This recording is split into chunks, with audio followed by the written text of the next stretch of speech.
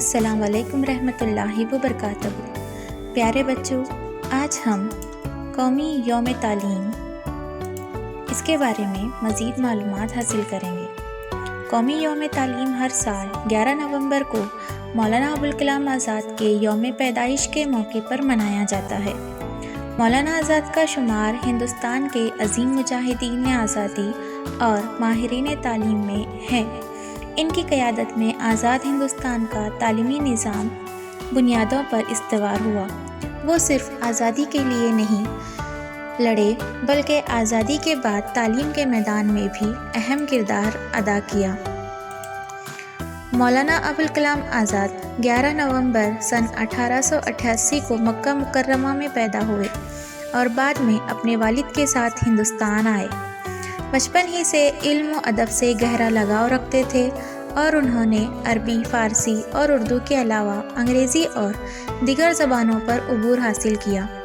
اپنے علمی سفر میں مولانا آزاد نے فلسفہ، سائنس اور تاریخ کے مختلف شعبوں میں بھی مہارت حاصل کی۔ ان کے علمی کام نے نہ صرف بلکہ پورے ہندوستان کو متاثر کیا اور ایک مضبوطی تعلیمی نظام کی ضرورت کو اجاگر کیا۔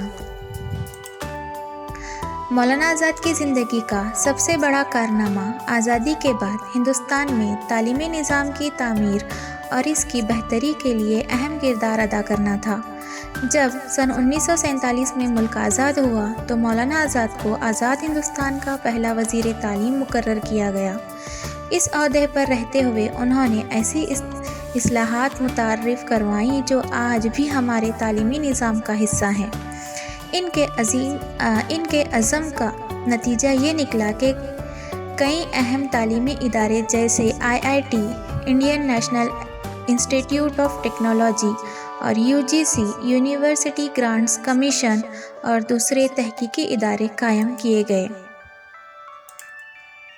مولانا آزاد کے تعلیمی ویژن میں مساوات اور انصاف پر بھی مبنی نظام تعلیم شامل تھا۔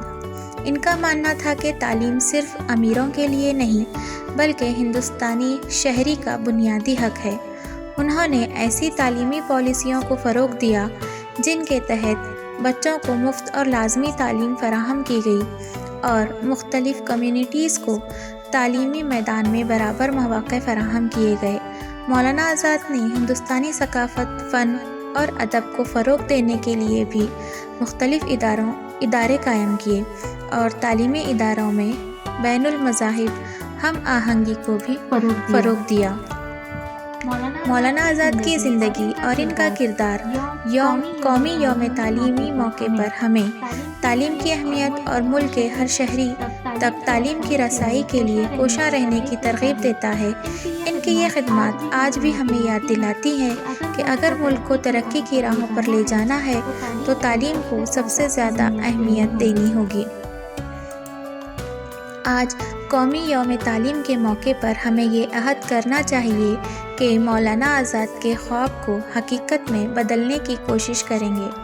تعلیم نہ صرف ایک فرد کی زندگی بدلتی ہے بلکہ اس سے پورے معاشرے کی ترقی ہوتی ہے۔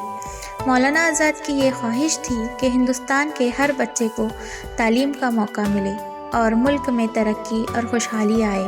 ان کی تعلیم کے لیے خدمات ہمیں تحریک دیتی ہے کہ ہم تعلیم کو ہر طبقے تک پہنچانے کے لیے کام کریں۔ شکریہ۔ السلام علیکم رحمۃ اللہ وبرکاتہ۔ پیارے بچوں، آج ہم قومی یوم تعلیم